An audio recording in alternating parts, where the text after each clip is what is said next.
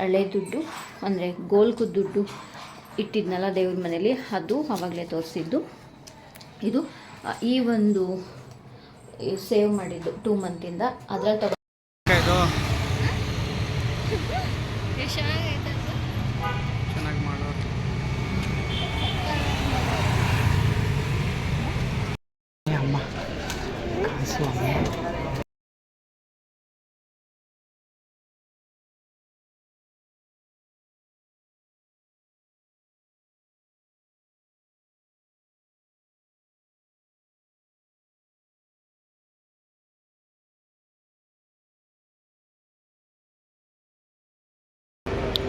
ಚೆನ್ನಾಗಿದೆ.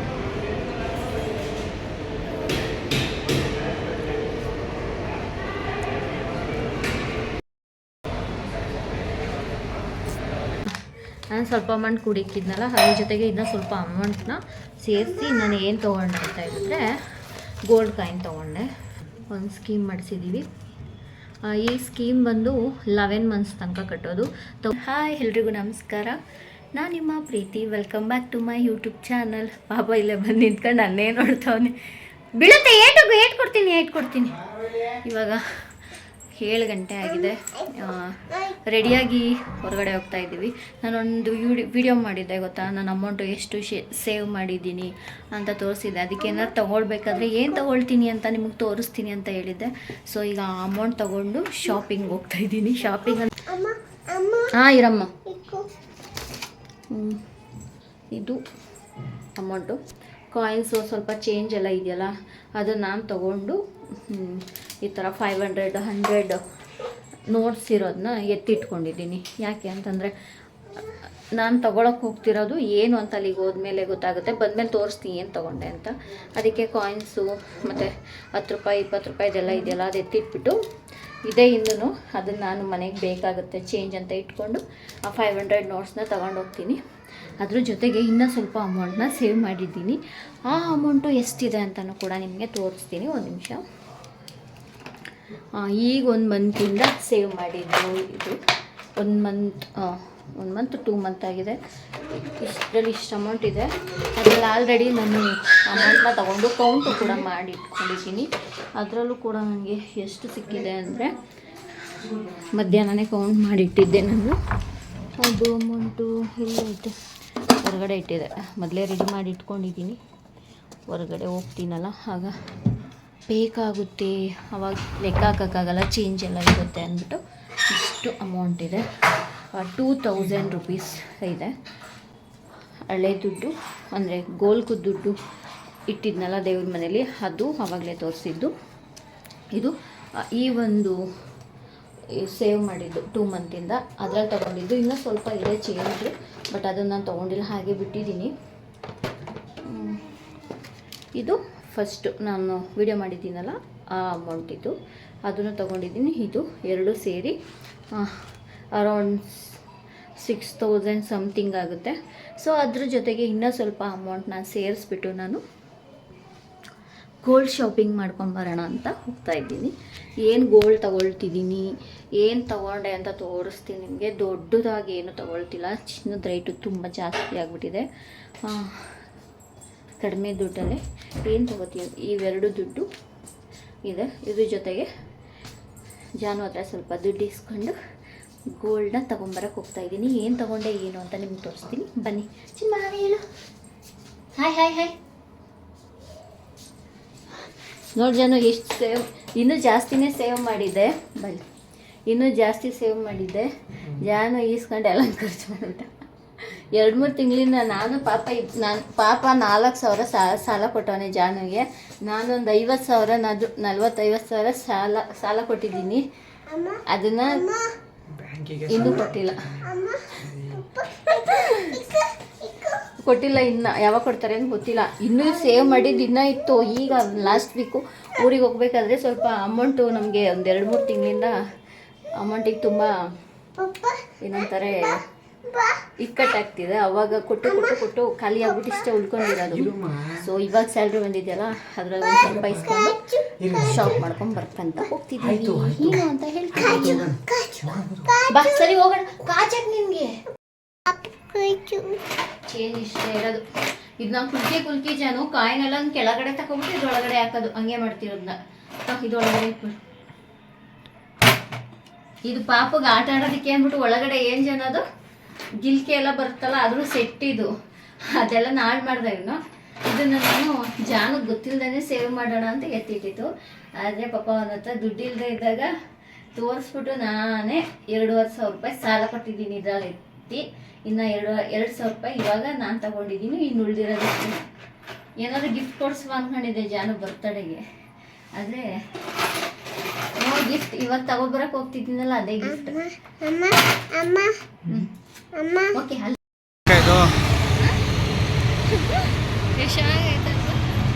ಚೆನ್ನಾಗಿ ಮಾಡೋರು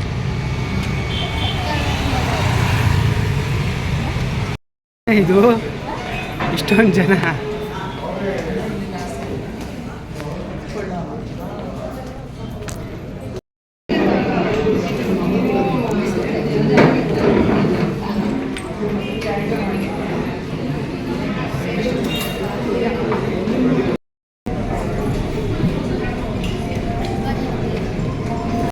ಅಮ್ಮ ಕಾಸು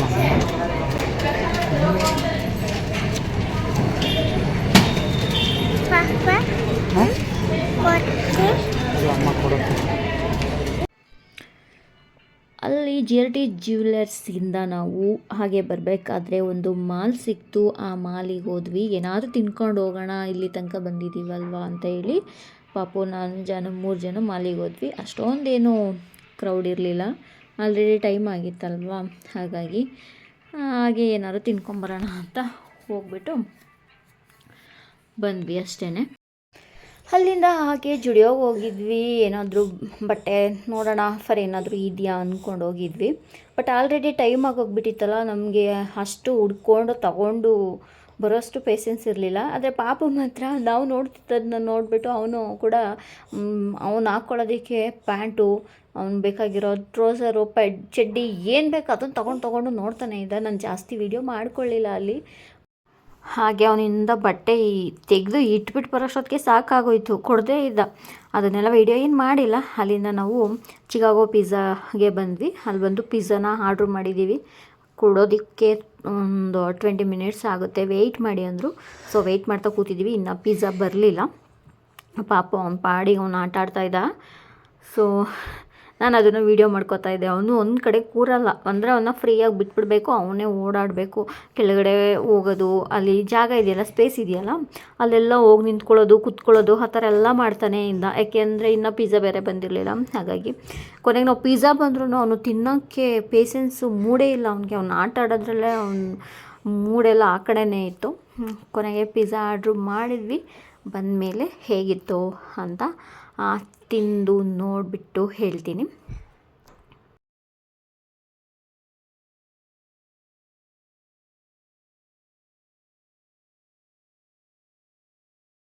ಫೈನಲಿ ಕರೆದಿದ್ದಾರೆ. ಈಗೋಗಿ ಪಿಜ್ಜಾನ ಕಲೆಕ್ಟ್ ಮಾಡ್ಕೊಂಡು ಬರಬೇಕು. ಜಾನು ಹೋಗಿ ತೊಗೊಂಬರ್ತಾರೆ ಇವಾಗ.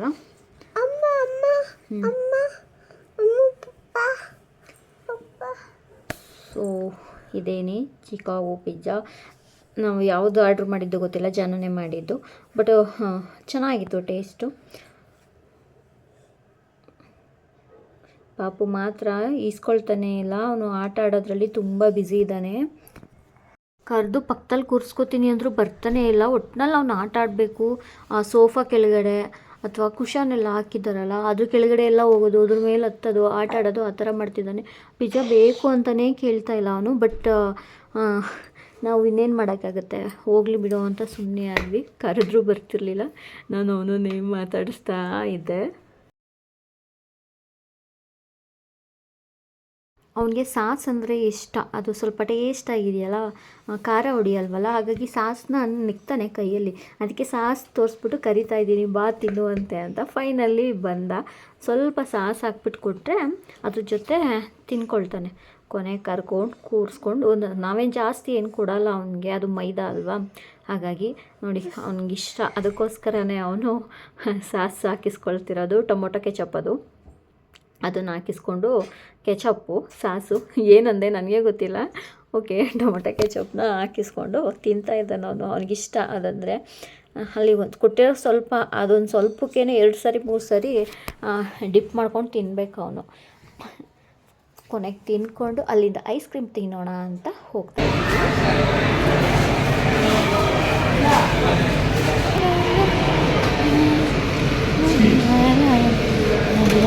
ಚಿನ್ನಮ್ಮ.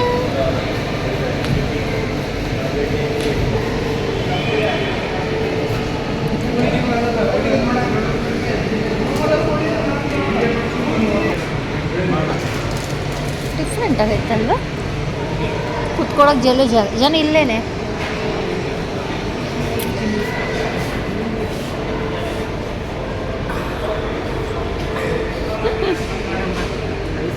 ನನಗೆ ಚಿನ್ನಮ್ಮ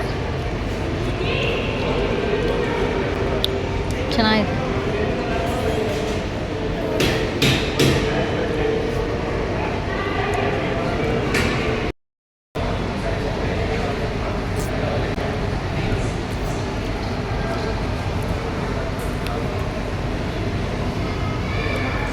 ಹೆಂಗೆ ತಿನ್ಕೋದು ನೋಡು.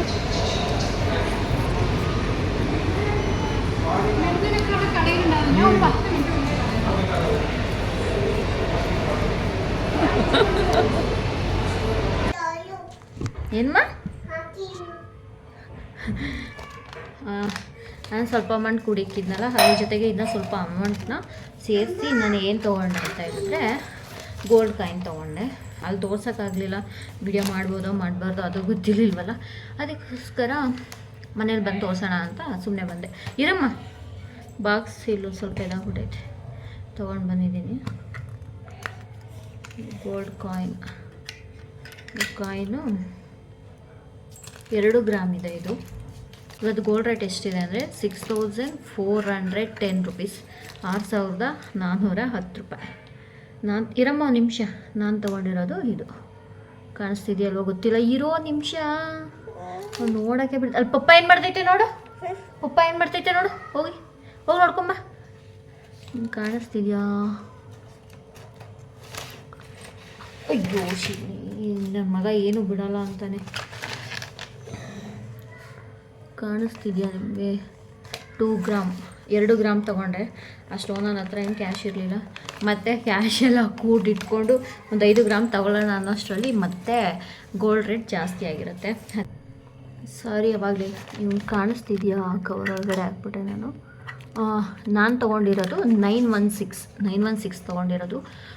24 ಕ್ಯಾರೆಟ್ ಏನಿದೆ 999 ಹಾಲ್ಮಾರ್ಕ್ ಇರೋದು, ಅದು ಇನ್ನೂ ಕಾಸ್ಟ್ಲಿ, 7000 ಪರ್ ಗ್ರಾಮ್ ಪ್ಲಸ್ 5% ಏನೋ ಹೇಳಿದ್ರು, ಅದು ಸಪ್ರೇಟು, ಪ್ಲಸ್ GST 3%, ಎಲ್ಲ ಸೇರಿ 7000 ಸಮಥಿಂಗ್ ಎಷ್ಟೋ ಆಯಿತು. ಎಷ್ಟು ಅಂತ ನಂಗೆ ನೆನಪಿಲ್ಲ. ನಾನು ಅಷ್ಟೊಂದು ಇನ್ವೆಸ್ಟ್ ಮಾಡಬೇಕಂದ್ರೆ ನನಗೆ ಒಂದು 15,000 ಅಷ್ಟು ಎಬೋ ಆಗುತ್ತೇನೋ ಅನಿಸುತ್ತೆ. ಅದಕ್ಕೆ ಬೇಡ ಅಂತ ಹೇಳಿ 22 ಕ್ಯಾರೆಟ್ ಗೋಲ್ಡ್ ಅಂದರೆ 916 ಹಾಲ್ಮಾರ್ಕ್ ಇರೋ ಕಾಯಿನ್ನ ತೊಗೊಂಡೆ. ನಾನು 2 ಗ್ರಾಮ್ ಅಷ್ಟೇ ತೊಗೊಂಡಿದ್ದು. ನೀವು ನನ್ನ ಹಳೆ ವೀಡಿಯೋದಲ್ಲಿ ನೋಡಿದರೆ ಗೊತ್ತಾಗುತ್ತೆ. ಪಾಪು ತುಂಬ ಟಾರ್ಚರ್ ಕೊಡ್ತವನೆ ಬಂದ್ಬಿಟ್ಟು ಮಧ್ಯೆ ಅದು ಇದು ಕೀಳೋದೆಲ್ಲ ಮಾಡ್ತಿದ್ದಾನೆ. ನಿಮಗೆ ನನ್ನ ಹಳೆ ವೀಡಿಯೋದಲ್ಲಿ ನನ್ನ ಸೇವಿಂಗ್ಸ್ ಎಷ್ಟಾಗಿತ್ತು ಅಂದರೆ ಗೋಲ್ಕದಲ್ಲಿ ಹಾಕಿದ ದುಡ್ಡನ್ನ ತೋರಿಸಿದೆ ನಿಮಗೆ. 3000 ಸಮಥಿಂಗ್ ಎಷ್ಟು ಆಗಿತ್ತು, ಆ ಅಮೌಂಟ್ ತೊಗೊಂಡಿದ್ದೆ. ಪ್ಲಸ್ ನಾನು ಈಗ ಒಂದು 2 ಮಂತಿಂದ ರೀಸೆಂಟಾಗಿ ಸ್ವಲ್ಪ ಅಮೌಂಟ್ನ ಸೇವ್ ಮಾಡಿದ್ದೆ. ಎರಡೂ ಸೇರಿ ನನಗೆ 6000 ಸಮಥಿಂಗ್ ಆಯಿತು. ಅದ್ರ ಜೊತೆಗೆ ಉಳಿದಿದ್ದ ಅಮೌಂಟ್ನ ಹಾಕ್ಬಿಟ್ಟು ನಾನು 2 ಗ್ರಾಮ್ ಗೋಲ್ಡನ್ನ ತೊಗೊಂಡಿದ್ದೀನಿ. ಎಷ್ಟು GST ಎಲ್ಲ ಸೇರಿ ಅಂತಂದರೆ ಏನೋ ಟಾರ್ಚರ್ ಕೊಡ್ತಾನೆ ಜನ ಬಂದ್ಬಿಟ್ಟು. ಹೋಗಲ್ ಪಪ್ಪ ಇದೆಲ್ಲ ಬೇಕಂತೆ ಅವನಿಗೆ, ಸ್ಲಿಪ್ಪೆಲ್ಲ ಬೇಕಂತೆ ಅವನಿಗೆ. ಅವನೇನು ಮಾಡ್ತಾನೆ ಗೊತ್ತಾ, ಎಲ್ಲ ನರ್ದಾಕ್ಬಿಡ್ತಾನೆ. ಹೋಗ್ಲಿ ಕುತ್ಕೊಂಡು ನೋಡೋದು ಇಲ್ಲ, ಎಲ್ಲ ನರ್ದಾಕ್ಬಿಡ್ತಾನೆ. ಅದಕ್ಕೆ ಅವನು ಕೊಡ್ತಾ ಇಲ್ವಲ್ಲ ಅಂತ ಇಲ್ಲೇ ನಿಂತ್ಕೊಂಡವನೇ ಬಂದ್ಬಿಟ್ಟು ಪಕ್ಕದಲ್ಲೇ ಅವನೇ ಅಂದ್ಕೊಂಡು ನೋಡ್ತವನೇ. ಕಾಣಿಸ್ತಾ ಇಲ್ಲ ಅಷ್ಟೇ. ಇಲ್ಲೇ ತೀಟೆ ಸುಬ್ಬ, ಮೊಟ್ಟೆ ಬಾಸ್ ಹೋಗು ಪಪ್ಪ ಕರಿತೈತೆ, ಏನಂತ ಕೇಳ್ಕೊಂಬ. ಹೋಗು ಪಪ್ಪ ಕರಿತೈತೆ.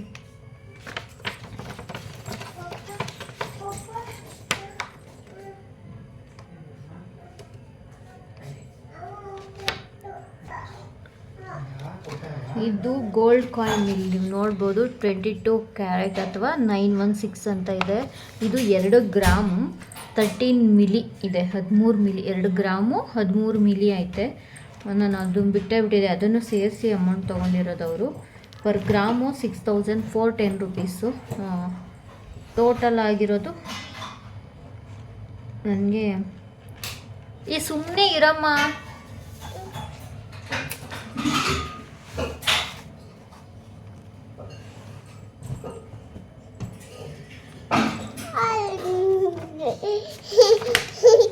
ಮೇಲೆ ಬಂದು ನಿಂತ್ಕೊಂಬಿಟ್ಟಾನೆ. ಸೊ ಇದು ಇನ್ವಾಯ್ಸ್ ಬಿಲ್ಲು, ಗೋಲ್ಡ್ ತೊಗೊಂಡಿದ್ದೀವಲ್ಲ ಅದರದ್ದು. ಅದರಲ್ಲೂ ಮೆನ್ಷನ್ ಮಾಡಿರ್ತಾರೆ ಯಾವುದು ಅಂತ. ಇವತ್ತಿನ ರೇಟು 6410 ರುಪೀಸ್. ನಾನು ತೊಗೊಂಡಿದ್ದು 22 ಕ್ಯಾರೆಟ್ ಗೋಲ್ಡು. 2 ಗ್ರಾಮ್ 13 ಮಿಲಿ ಐತೆ ಈ ಒಂದು ಗೋಲ್ಡ್ ಕಾಯಿನ್. ಇದೊಂದೇ ನಾನು ತೊಗೊಂಡಿದ್ದು. ಇದಕ್ಕೇ 13,550 ರುಪೀಸ್ ಆಯಿತು ನನಗೆ. 3% GST ಪ್ಲಸ್ 2% ಇನ್ನೊಂದು ಏನು 2% ಏನೋ ಹೇಳೋದ್ರಲ್ಲ, ಹಾಂ ಡೈ ಕಾಸ್ಟ್ ಅಂತೆ. ಅಂದರೆ ಇದನ್ನು ಮಾಡೋಕ್ಕೆ ತಗಲಿರೋ ವೆಚ್ಚ ಅಲ್ವಾ ಜನ? ಡಿಸೈನು ಏನೋ ಇದೆಯಲ್ಲ ಅದನ್ನು ಡೈ ಕಾಸ್ಟ್ ಅಂತೆ. ಹಾಂ ಹಾಂ ಓಕೆ. ಸಾದಾ ಇರೋದ್ರ ಮೇಲೆ ಈ ಥರ ಡಿಸೈನ್ ಹಾಕಿರೋದಕ್ಕೆ 2% ಎಕ್ಸ್ಟ್ರಾ ಅಂತೆ. ಸಾದಾ ಇರೋದೇ ತೊಗೊಂಡಿದ್ರೆ ಹೌದಾ? ಸಾದಾ ಇದ್ರೂ 2%, ಸಾದಾ ಇಲ್ಲ ಅಂದ್ರೂ 2% ಅಂತೆ. ಅದಕ್ಕೆ ಸಪ್ರೇಟ್ 2%, ಇದು 3%. ಟೋಟಲ್ 5% ನಮಗೆ ಎಕ್ಸ್ಟ್ರಾ ಆ್ಯಡ್ ಆಗುತ್ತೆ. ಏನು ಗೋಲ್ಡು ಅಮೌಂಟ್ ಏನಿದೆ ಅದ್ರ ಮೇಲೆ 5% ಆ್ಯಡ್ ಆಗುತ್ತೆ. ನೀವು 24 ಕ್ಯಾರೆಟ್ ತೊಗೋತೀನಿ ಅಂದರೆ ಅದಕ್ಕೆ 5% ಪ್ಲಸ್ 3% 8% ಆ್ಯಡ್ ಆಗುತ್ತೆ. 22ಗೆ 5% ಆ್ಯಡ್ ಆಗುತ್ತೆ. ಸೊ ನೀವು ಕೂಡ ಗೋಲ್ಡ್ ರೇಟ್ ನಿಜವಾಗ್ಲೂ ಜಾಸ್ತಿ ಆಗ್ತೈತೆ. ಲಾಸ್ಟ್ ವರ್ಷ ನಾನು ತೊಗೊಂಡಿದ್ದಾಗ ಎಷ್ಟಿತ್ತು, 5600 ಏನೋ ಇತ್ತು. ಈಗಾಗಲೇ 6400, ಅಂದರೆ ಹತ್ರ 1000 ರುಪೀಸ್ ಇನ್ಕ್ರೀಸ್ ಆಗೋಗಿದೆ ಗೋಲ್ಡ್ ರೇಟು. ಇನ್ನೂ ಜಾಸ್ತಿ ಆಗ್ತಾನೆ ಹೋಗುತ್ತೆ, ಕಡಿಮೆ ಅಂತೂ ಆಗಲ್ಲ. ಒಂದೇ ಸರಿ ತೊಗೊಳ್ತೀನಿ 5 ಗ್ರಾಮ್ 10 ಗ್ರಾಮ್, ನಮ್ಮ ಹತ್ರ ದುಡ್ಡಿಲ್ಲ ಒಟ್ಟಿಗೆ ತೊಗೊಳ್ಳೋಣ ಅಂತ ನಾವು ಸೇವ್ ಮಾಡ್ತಾ ಹೋದರೆ ಏನಾಗ್ಬಿಡುತ್ತೆ ಅಂದರೆ ಗೋಲ್ಡ್ ರೇಟು ಇನ್ಕ್ರೀಸ್ ಆಗ್ತಾ ಹೋಗ್ತಿರುತ್ತೆ. ಅದ್ರ ಬದಲು 1 ಗ್ರಾಮೇ ಆಗಲಿ ನೀವು ಹತ್ರ ಸೇವ್ ಮಾಡಿ. ಒಂದು 2000 3000 ಇತ್ತು ಅಂದರೆ ಎಕ್ಸ್ಟ್ರಾ ನೀವು ಮನೇಲೇ ಎಕ್ಸ್ಟ್ರಾ ಅಮೌಂಟ್ ಏನಿರುತ್ತೆ ಅದನ್ನು ಹಾಕ್ಕೊಂಡೋದ್ರ ಜೊತೆ ಒಂದೊಂದು ಗ್ರಾಮ್ ಗೋಲ್ಡ್ ಕಾಯಿನ್ ತೆಗೆದು ಇಟ್ಕೊಂಡು ಲಾಸ್ಟಲ್ಲಿ ಎಲ್ಲನೂ ಕೊಟ್ಬಿಟ್ಟು ಏನಾದರೂ ಒಂದು 10 ಗ್ರಾಮ್ಗೆ ಏನು ಬೇಕು, ಚೈನು ಅಥವಾ ಉಂಗುರ ಬಳೆ ಏನು ಬೇಕು ಅಥವಾ ಬ್ರಾಸ್ಲೆಟು ಎಲ್ಲ ಬರುತ್ತೆ. ಹಾಗೆ ಅದಕ್ಕೆ ತೂಕಕ್ಕೆ ತಕ್ಕಾಗಿ ನೀವು ಆ ಥರನೂ ಕೂಡ ಮಾಡ್ಬೋದು. ಈಗ ನನಗೂ ಅಷ್ಟೇ ಒಂದೇ ಸೆಟ್ ತೊಗೋತೀನಿ ಅಂದರೆ ತುಂಬ ಕಷ್ಟ ಆಗುತ್ತೆ. ನೆಕ್ಸ್ಟ್ ಯಾವಾಗಲಾದರೂ ಮತ್ತೆ ಸೇವ್ ಮಾಡಿ ಅಮೌಂಟ್ ಆದಾಗ ಮತ್ತೆ 1 ಗ್ರಾಮ್ 2 ಗ್ರಾಮ್ ಇದೇ ಥರ ತೊಗೊಂಡು ಒಟ್ಟಿಗೆ ಒಂದು 10 ಗ್ರಾಮ್ ಆದಮೇಲೆ ನಾನು ಕೂಡ ಏನಾದ್ರೂ ತೊಗೊಳ್ತೀನಿ. ಆವಾಗ ಅಷ್ಟೊಂದು ನಮಗೆ ಏನು ಕೊಟ್ವಿ ಅನ್ನೋ ಥರ ಫೀಲೂ ಆಗೋಲ್ಲ. ಜಾಸ್ತಿ ಗೋಲ್ಡ್ ರೇಟ್ ಆಗಿಬಿಟ್ಟಿದ್ರೆ ತೊಗೊಳಕ್ಕೂ ಕಷ್ಟ ಆಗುತ್ತೆ. ಇವಾಗಲೇ ತೆಗೆದು ಈ ಥರ ಸೇವ್ ಮಾಡಿ ಇಟ್ಕೊಂಡ್ರೆ ಅವಾಗ ಬರೀ ವೇಸ್ಟೇಜ್, ಮೇಕಿಂಗ್ ಚಾರ್ಜ್ ಇದನ್ನು ಮಾತ್ರ GST ಇದಿಷ್ಟು ಪೇ ಮಾಡಿಬಿಟ್ಟು ನಾವು ಒಡವೆನ ಮಾಡಿಸ್ಕೊಳ್ಬೋದು. ನೀವು ಬೇಡ ನಮಗೆ ದುಡ್ಡು ಬೇಕು ಅಂದರೂ ಕೂಡ ಗೋಲ್ಡ್ ಕಾಯಿನ ಅವ್ರಿಗೆ ರಿಟರ್ನ್ ಕೊಟ್ಟರೆ -2% ಮಾಡಿ ನಿಮಗೆ ಕ್ಯಾಶ್ನ ಕೊಡ್ತಾರೆ. ಅಂದರೆ ಟೋಟಲ್ ಅಮೌಂಟ್ ಏನಿದೆ ಅದರಲ್ಲಿ -2% ಮಾಡಿ ಆವತ್ತಿನ ಗೋಲ್ಡ್ ರೇಟ್ಗೆ ಹಾಕ್ಕೊಂಡು ಆ ಕ್ಯಾಶ್ನ ಇಟ್ಕೋತಾರೆ. 2% ಅವ್ರು ಇಟ್ಕೊಂಡು ಉಳಿದಿದ್ದ ಕ್ಯಾಶ್ನ ನಿಮಗೆ ಕೊಡ್ತಾರೆ. ಕ್ಯಾಶು ಕೂಡ ನೀವು ತೊಗೊಳ್ಬೋದು. ನಾನು ತೊಗೊಂಡಿದ್ದು GRT ಜ್ಯುವೆಲರ್ಸಲ್ಲಿ ಹೋಗಿ ತೊಗೊಬಂದಿದ್ದು. ಹಾಗೆ ಒಂದು ಸ್ಕೀಮ್ ಕೂಡ ಮಾಡಿಸಿದ್ವಿ. ಏನಪ್ಪ ಸ್ಕೀಮ್ ಅಂದರೆ ಒಂದು ಸ್ಕೀಮ್ ಮಾಡಿಸಿದ್ದೀವಿ. ಈ ಸ್ಕೀಮ್ ಬಂದು 11 ಮಂತ್ಸ್ ತನಕ ಕಟ್ಟೋದು. 1000ಇಂದ 10,000 ತನಕನೂ ಕಟ್ಬೋದು ನೀವು. 2 ಥರ ಸ್ಕೀಮ್ ಇರುತ್ತೆ. ಒಂದು ಮಂತ್ಲಿ ಪೇ ಮಾಡಿ ಕೊನೆಯಲ್ಲಿ ಟೋಟಲ್ ಅಮೌಂಟ್ ಎಷ್ಟಿರುತ್ತೆ ಆ ಅಮೌಂಟ್ಗೆ ನೀವು ಗೋಲ್ಡ್ನ ಪರ್ಚೇಸ್ ಮಾಡ್ಬೋದು. ಆ ಟೈಮಲ್ಲಿ ಮೇಕಿಂಗ್ ಚಾರ್ಜ್ ಅಥವಾ ವೇಸ್ಟೇಜ್ ಏನೂ ಕೂಡ ಅವ್ರು ತಗೊಳ್ಳಲ್ಲ. ಬರೀ ಗೋಲ್ಡ್ ಮೇಲೆ ಏನು ಗೋಲ್ಡ್ ತೊಗೊಂಡಿರ್ತೀರ ನೀವು ಕಟ್ಟಿರೋ ಅಮೌಂಟ್ಗೆ ಅದ್ರ ಮೇಲೆ 3% GST ಹಾಕ್ತಾರೆ ಅಷ್ಟೇ. ಇನ್ನೊಂದು ಯಾವುದು ಅಂದರೆ ನಾನು ತೊಗೊಂಡಿರೋದು ಇನ್ನೊಂದು ಮಂತ್ಲಿ ನಾವು ಅಮೌಂಟನ್ನ ಕಟ್ಟೋದು. ಆ ಟೈಮಲ್ಲಿ ಏನು ಗೋಲ್ಡ್ ಇರುತ್ತೆ ಆ ಗೋಲ್ಡ್ ರೇಟ್ಗೆ ನಾವು ಎಷ್ಟು ಕಟ್ತೀವಿ ಅಷ್ಟು ಗೋಲ್ಡು ಸಿಗುತ್ತೆ. ಈಗ ನಾವು 10,000 ಕಟ್ತೀವಿ ಅಂತ ಹೇಳಿದ್ರೆ 6,000 ರುಪೀಸ್ ಗೋಲ್ಡ್ ರೇಟ್ ಅಂದ್ಕೊಂಡ್ರೆ ಇವತ್ತಿನ ರೇಟ್ಗೆ ಅಲ್ಲಿಗೆ ಎಷ್ಟು ಬರುತ್ತೆ? 1.25 ಗ್ರಾಮ್ ಅರೌಂಡ್ ಹತ್ತತ್ರ 1.25 ಗ್ರಾಮ್ ಏನೋ ಗೋಲ್ಡ್ ಬರುತ್ತೆ. ಅಷ್ಟು ಅಂತ ಅಲ್ಲಿ ಆ್ಯಡ್ ಮಾಡ್ತಾರೆ. ನೆಕ್ಸ್ಟ್ ಮಂತು ಈಗ 6,500 ಆಯಿತು ಅಥವಾ 7,000 ಆಯಿತು. ನಾವು 10,000 ಕಟ್ಟಿದ್ದೀವಿ ಅಂದರೆ ಆಗ ನಮಗೆ 1.25 ಗ್ರಾಮ್ ಆ ಥರ ಆ ಮಂತಲ್ಲಿ ಏನು ಗೋಲ್ಡ್ ರೇಟ್ ಇರುತ್ತೆ ಆ ಗೋಲ್ಡ್ ರೇಟ್ಗೆ ನೀವು ಕಟ್ಟೋ ಅಮೌಂಟ್ಗೆ ಎಷ್ಟು ಬರುತ್ತೋ ಗೋಲ್ಡು ಅಷ್ಟನ್ನ ಕೊಡ್ತಾರೆ. ನಾವು ಕೂಡ ಅದೇ ಸ್ಕೀಮ್ ಮಾಡಿಸಿರೋದು. ಯಾಕೆಂದರೆ ಒಂದು ವರ್ಷ ಪೂರ್ತಿ ಕಟ್ಟಾದಮೇಲೆ ಆ ಟೈಮಲ್ಲಿ ಏನಾದ್ರೂ 1 ಗ್ರಾಮ್ ಗೋಲ್ಡು 10,000 ಇತ್ತು ಅಂದರೆ ನಾವು 10,000 ರುಪೀಸ್ನೇ ಪೇ ಮಾಡಬೇಕು 1 ಗ್ರಾಮ್ಗೆ. ಈಗ ಒಂದು 10,000 ಕಟ್ಟಿದ್ರೂ ಒಂದು 11 ಮಂತ್ ಕಟ್ಟೋದು 1,10,000 ಆಗುತ್ತೆ. ಅಲ್ಲಿ ಈಗ ನಮಗೆ ಬರೋದು 11 ಗ್ರಾಮು. ಅದ್ರ ಮೇಲೆ 3% GST ಕಟ್ಟಬೇಕು. ಇದಾದರೆ ಮಂತ್ಲಿ ಕಟ್ಟೋದ್ರಿಂದ ಈಗ ಸ್ವಲ್ಪ ಗ್ರಾಮ್ ಕಡಿಮೆ ಇರುತ್ತೆ. ರೇಟ್ ಕಡಿಮೆ ಇರುತ್ತೆ, ಗ್ರಾಮ್ ಆ್ಯಡ್ ಆಗ್ತಾ ಹೋಗುತ್ತೆ. ಕೊನೆಯಲ್ಲಿ ನಮಗೆ ಟೋಟಲಾಗಿ ಎಲ್ಲ ಟೋಟಲ್ ಮಾಡಿ ಎಷ್ಟು ಗ್ರಾಮ್ ಬರುತ್ತೋ ಅಷ್ಟು ಗ್ರಾಮ್ ಗೋಲ್ಡ್ ಕೊಡ್ತಾರೆ. ಬಟ್ ಇದರಲ್ಲಿ ಏನಂದರೆ ನೀವು 50% ವೇಸ್ಟೇಜ್ನ ಅವ್ರಿಗೆ ಕೊಡಬೇಕು. ಅಂದರೆ ಈಗ 10% ಇರುತ್ತೆ ವೇಸ್ಟೇಜ್ ಅಂದರೆ 5% ಅಷ್ಟೇ ನಾವು ವೇಸ್ಟೇಜ್ನ ಅಮೌಂಟನ್ನ ಪೇ ಮಾಡಬೇಕು. ನಾವು ಅದನ್ನೇ ತೊಗೊಂಡಿರೋದು. ಯಾಕೆಂದರೆ ಇವಾಗಿಂದ ಕಟ್ಕೊಂಡೋಗಿ ಕೊನೆಯಲ್ಲಿ 10,000 ಆಗಿಬಿಟ್ಟಿದ್ರೆ ಗ್ರಾಮು ಅದು ವೇಸ್ಟು.